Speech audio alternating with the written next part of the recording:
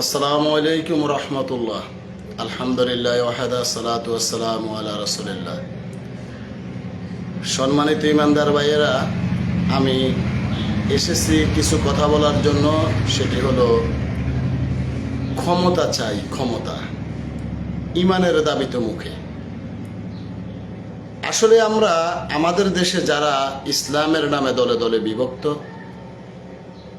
যারা রাষ্ট্র ক্ষমতা দখলের জন্য প্রতিনিয়ত আন্দোলন সংগ্রাম করে, তারা শুধু মুখে ইমানের দাবি করে, অন্তর এবং কর্মে সেটা দেখা যায় না। এরা বলে আমরা রাষ্ট্রীয়ভাবে ইসলাম প্রতিষ্ঠিত করতে চাই, খেলাফত প্রতিষ্ঠিত করতে চাই, কিন্তু তাদের বাস্তবতা কোনো মিল নেই। তাদের চিন্তা ভাবনা হলো আমাদের ক্ষমতার প্রয়োজন, ক্ষমতা পাওয়ার জন্য যা যা করা প্রয়োজন তাই তাই তারা করবে। পৃথিবীর সকল কাফেরকে তারা ওয়াদা করবে যে আমরা আসলে ইসলাম মুখে বলি, অন্তর এবং কর্মে নয়। আবার কেউ কেউ বলে আমরা মডারেট ইসলামে বিশ্বাসী। হিন্দুদেরকে মন্দির বানানোর জন্য টাকা দেয়, খ্রিস্টানকে টাকা দেয়, আবার বলে আমরা তো রাষ্ট্রের দায়িত্বশীল। এরা হিন্দু, বৌদ্ধ, খ্রিস্টান, চোর, লুচ্চা, মদখোর, গাঁজাখোর সবার সাথে সম্পর্ক রাখতে চায়। উদ্দেশ্য হলো ক্ষমতা চাই, ক্ষমতা। ইমান শুধু মুখে, অন্তর আর কর্মে ইমান নেই। কাজে, অন্তরে আর কর্মে ইমান নেই। এই লোকগুলা পৃথিবীর লোককে প্রমাণ করাতে চায় যে আমরা তো মুসলিম, বা কাফেরদেরকে প্রমাণ করায় আমরা তো এমনিই বলি ইসলাম ইসলাম, আসলে তো বাস্তবে আমরা ইসলাম নয়। আমাদের এই দেশে যারা ইসলামের নামে দলে দলে বিভক্ত, তারা একটি ভোটের জন্য, একটি ভোট পাওয়ার জন্য এমন কোনো ব্যক্তি বাদ নেই যে তাদের কাছে যায় না। নারী, পুরুষ, খারাপ, ভালো, মদখোর, গাঁজাখোর, একেবারে জিনাখোর, সবচেয়ে নিকৃষ্ট ব্যক্তি যারা শিরক এবং কুফরি করে, যারা হিন্দু, বৌদ্ধ, খ্রিস্টান, তাদের নিকটেও একটি ভোটের জন্য যায়।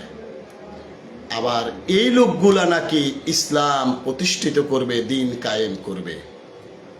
জানি না তারা কেমন দিন প্রতিষ্ঠিত করতে চায়, কেমন দিন কায়েম করতে চায়, মাথায় আসে না। এরা আল্লাহর কোরআন এবং রাসূলের হাদিস থেকে অনেক দূরে। এরা সঠিক আমল করে না, সঠিক আমল করার জন্য মানুষকে বলেও না, দাওয়াতি কাজ করে না, মানুষকে আল্লাহর দিকে আহ্বান করে না। এরা মানুষকে আহ্বান করে দলের দিকে, দল। এই লোকগুলা বাংলার জমিনে, পৃথিবীতে বিশৃঙ্খলা সৃষ্টি করে। এরা যদি চাইতো যে দেশে দিন প্রতিষ্ঠিত হোক, ভালো কিছু হোক, তাহলে তারা ঈমান আনত, সৎকর্ম করত, জাতিকে আল্লাহর দিকে আহ্বান করত, দলের দিকে নয়। নিজে সৎ কাজ করত, অন্যকে সৎ কাজের দিকে আহ্বান করত, আর বলতো আমি একজন মুসলিম। কিন্তু তারা এটা থেকে অনেক দূরে।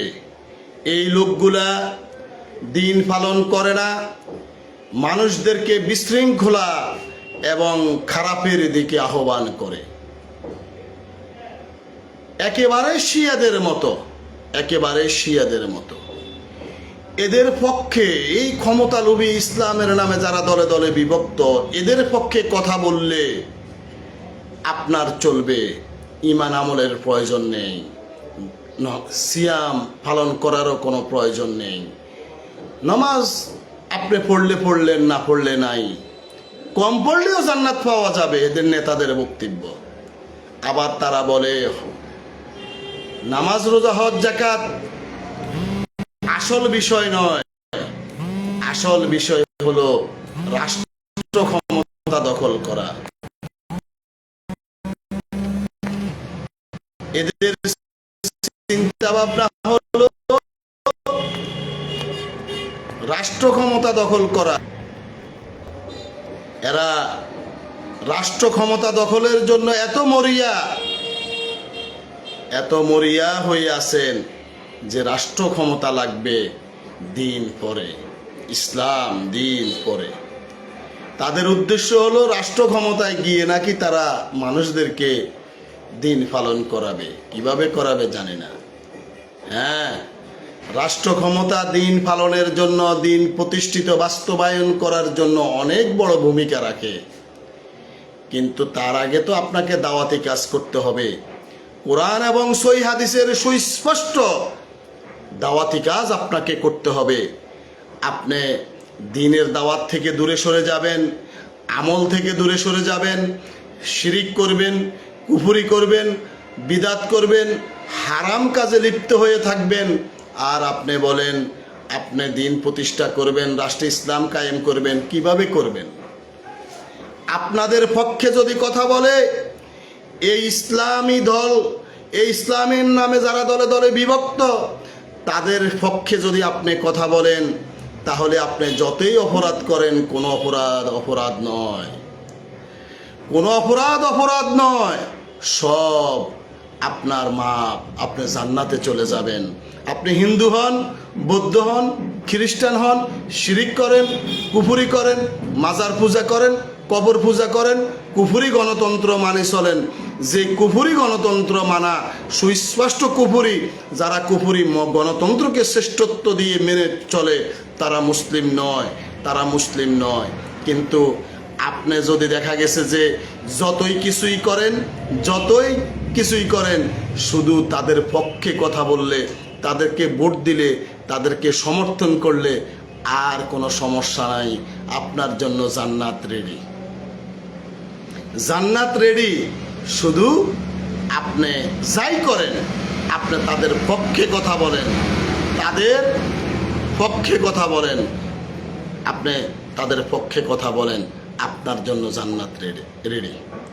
তাই সম্মানিত দেশবাসী, আমার ভাইয়েরা, সতর্কতা অবলম্বন করুন। এরা একেবারে শিয়াদের চরিত্র নিয়ে বসে আছে। শিয়ারা যেরকম, তাদের এই শিয়ারা মুসলিমদেরকে হত্যা করে, লক্ষ লক্ষ বিলিয়ন মুসলিম হত্যা করে, তারপরেও তারা মুসলিম।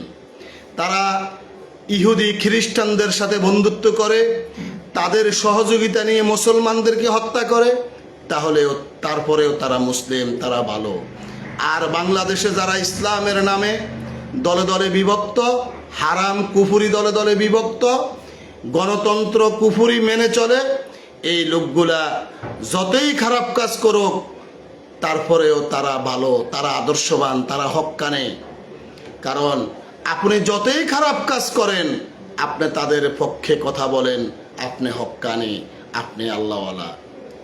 আর আপনি কোরআন এবং সহিহ হাদিসের কথা বলেন, কোরআন এবং সহিহ হাদিসের কথা বলেন, সহিহ সুন্নাহর কথা বলেন, আপনি যতই ভালো মানুষ হন, আপনাকে ট্যাগ দিবে ইহুদির দালাল, কাফেরের দালাল, অমুকের দালাল, তমুকের দালাল, পথভ্রষ্ট, গোমরা, খারাপ মানুষ, এই মানুষ সেই মানুষ।